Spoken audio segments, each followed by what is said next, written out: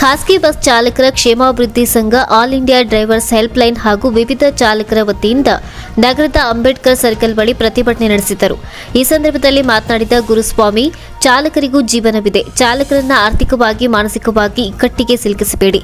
ಡ್ರೈವರ್ಗಳಿಗೆ exercise projection ವಿಧಿಸುತ್ತಿರುವ 7 lakh ದಂಡ ಹಾಗೂ ಜೈಲು ಶಿಕ್ಷೆಯನ್ನ ನಾವು ಒಪ್ಪಲ್ಲ, ವಿರೋಧಿಸುತ್ತೇವೆ. ಬ್ಲಾಕ್ ಲಿಸ್ಟ್ ಹೆಸರಿನಲ್ಲಿ ಕಮರ್ಷಿಯಲ್ ವಾಹನಗಳಿಗೆ ಎಫ್ಸಿ ಮತ್ತು ಪರ್ಮಿಟ್ ನವೀಕರಣದಲ್ಲಿ ತಾರತಮ್ಯ ಮಾಡುವುದನ್ನು ನಿಲ್ಲಿಸಿ. ಇನ್ನು ಪಕ್ಕದ ಗಂಗಾವತಿಯಿಂದ 40 ಕಿಲೋಮೀಟರ್ ಒಳಗೆ 4 ಟೋಲ್ಗಳಿದ್ದು ಸ್ಥಳೀಯ ಲಾರಿಗಳಿಗೆ ವಿನಾಯಿತಿ ಕೊಡಿಸುವಂತೆ ಹೇಳಿದರು. ಈ ಚಳುವಳಿ ಮುಖ್ಯವಾಗಿ ಈ ಡ್ರೈವರ್ಗಳಿಗೆ 7 ವರ್ಷ ಜೈಲು ಶಿಕ್ಷೆ ಅಂತೆ. ಇದು ಯಾವ ಪ್ರಪಂಚದಾಗ ಐತಿ, ಯಾವ ಇಂಡಿಯಾದಾಗ ಐತಿ ಈ ಕಾನೂನು? ಈಗ ನಮ್ಮ ಡ್ರೈವರ್ಗಳು 10 ಲಕ್ಷದಿಂದ ಡ್ರೈವರ್ ಕೆಲಸ ಈಗ 100 ರೂಪಾಯಿ 400 ರೂಪಾಯಿ ಕೂಲಿ ಕೊಡ್ತಕ್ಕಂಥ ಡ್ರೈವರ್ಗಳು ಇವತ್ತಿನ ವಾತಾವರಣದಲ್ಲಿ ಅದನ್ನು ಮಾಡೋಕ್ಕೆ ಸಾಧ್ಯನಾ? ಈಗ ಇಂಪಾರ್ಟೆಂಟು ಪ್ರತಿಯೊಂದಕ್ಕೂ ಡ್ರೈವರ್ ಮುಖ್ಯ. ಡ್ರೈವರ್ ಇಲ್ಲದ್ರೆ ಜೀವನ ಇಲ್ಲ. ಪ್ರತಿಯೊಂದು ಪ್ರಯಾಣಿಕರು ಚಲಿಸೋದಾಗಲಿ ಮೇಲೆಯಿಂದ ಕೆಳಗಿನ ತಗನ ಪ್ರತಿಯೊಬ್ಬರು ಡ್ರೈವರ್ ಇಲ್ಲಿದ್ರೆ ಯಾವುದೇ ಜೀವನ ಇಲ್ಲ. ಆದರೆ ಟ್ರಾನ್ಸ್ಪೋರ್ಟ್ ಇಲ್ಲ. ಬೆಳಗ್ಗೆ ನಮಗೆ ಚಹಾ ಕುಡಿಯಕ್ಕೆ ಬೇಕಂದ್ರೆ ಆಗಬೇಕು. ಈಗ ಟ್ರಾನ್ಸ್ಪೋರ್ಟ್ ಕಂಪ್ನಿಗಳು ಡ್ರೈವರ್ ಇಲ್ಲ ಅಂತ ನಾವು ಹಾಲು ಕುಡಿಯೋಕ್ಕಾಗ್ತದೆ, ನೀರು ಕುಡಿಬೇಕಾಗ್ತದೆ. ನಾವು ಬೆಳಗ್ಗೆ ಎದ್ದು ಹಂಗೈತೆ ಈಗ ಡ್ರೈವರ್ದು ಸಮಸ್ಯೆ. ಈಗ ಈಗ ನಾವು ಭಾಳ ಡ್ರೈವರ್ಗಳು ನಮ್ಮ ಕಂಪ್ನಿನಲ್ಲಿ ಅಲ್ಪಸಂಖ್ಯೆ ಕಾಣ್ತಿದ್ದೀವಿ ನಾವು ಡ್ರೈವರ್ಗಳು. ಇವಾಗಿನ ವಾತಾವರಣ ಡ್ರೈವರು ಇದು ಇಡೀ ಸ್ಕೂಟಿನಿಂದ ಹಿಡಿದು ವಾಹನವರೆಗೆ ಎಲ್ಲ ಡ್ರೈವರ್ ಚಾಲಕರು ಇದಕ್ಕೊಂದು ಸಂಬಂಧಪಟ್ಟಂತ ಇದು ನಾವು ಹೋರಾಟ ಮಾಡೋದಿಲ್ಲ. ಈ ಒಬ್ಬರೇ ಡ್ರೈವರ್ ಅಲ್ಲ. ಈಗ ಲಾರಿ ಡ್ರೈವರೇ ಒಬ್ಬರೇ, ಅದು ತಪ್ಪು. ಅಲ್ಲಿ ಏನೈತಲ್ಲ ಸೈಕಲ್ ಮೋಟರ್ ಹಿಡಿದು ಹೆವಿ ಡ್ರೈವರ್ ಯಾವುದೇ ಇರಲಿ ಡ್ರೈವರ್ನೇ ಅನ್ವಯಿಸ್ತಾರೆ. ಎಲ್ಲರೂ ಬರಬೇಕು. ನೋಡಿ ಇವತ್ತು ನಮ್ಮ ಕಂಪ್ನಿ ತಾಲೂಕಿನಾಗ ನಮ್ಮ ಡ್ರೈವರ್ ಇಷ್ಟ ಅಂತಂದ್ರೆ ಒಂಥರ ಬೇಜಾರಾಗ್ತದೆ. ನಮ್ಮ ಡ್ರೈವರ್ಗಳು ಎಷ್ಟು ಜನ ಇದ್ದಾರ? ಈಗ ನಮ್ಮ ಡ್ರೈವರ್ಗಳಲ್ಲಿ ಒಂದು ಯಾವುದೇ ಯೂನಿಯನ್ ಇರಲಿ, ನಿಮ್ಮ ಯೂನಿಯನ್ ನೀವು ಮಾಡ್ಕೊಳ್ರಿ, ಅದು ಸಂಕೋಚ ಇಲ್ಲ.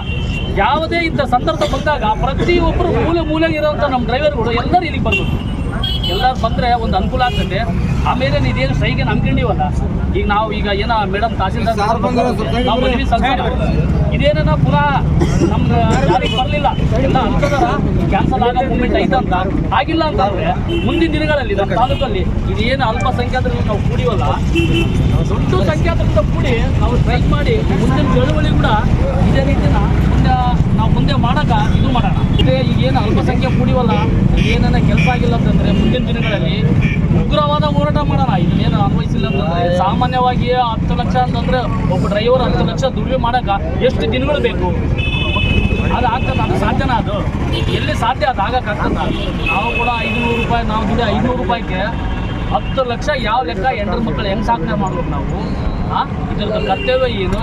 ಇದು ಕಾನೂನು ಏನೈತಲ್ಲ, ದಯಮಾಡಿ ಮಾಡಿರ್ತಕ್ಕಂಥ ಮಹಾನುಭಾವಿಗಳು ಇದನ್ನು ವಾಪಸ್ ತಕ್ಕೊಂಡು ನಮ್ಮ ಡ್ರೈವರ್ಗಳಿಗೆ ನ್ಯಾಯ ಒದಗಿಸ್ಕೊಡ್ಬೇಕಂತೇಳಿ ನಾನು ವಿನಂತಿ ಮಾಡಿಕೊಳ್ತೀನಿ. ಇನ್ನು ಪ್ರತಿಭಟನಾ ಸ್ಥಳಕ್ಕೆ ಕಂಪ್ಲಿ ತಹಸೀಲ್ದಾರ್ ಶಿವರಾಜ್ ಅವರು ಭೇಟಿ ನೀಡಿ ಚಾಲಕರ ಮನವಿ ಸ್ವೀಕರಿಸಿದರು. ನಮ್ಮ ಬೇಡಿಕೆಗಳನ್ನು ಈಡೇರಿಸದಿದ್ದರೆ ಮುಂದಿನ ದಿನದಲ್ಲಿ ಎಲ್ಲಾ ಖಾಸಗಿ ಲಾರಿ, ಬಸ್, ಆಟೋ ಮತ್ತಿತರ ಚಾಲಕರು ಒಗ್ಗೂಡಿ ಉಗ್ರ ಹೋರಾಟ ಮಾಡಲಾಗುವುದೆಂದು ಸರ್ಕಾರಕ್ಕೆ ಎಚ್ಚರಿಸಿದರು.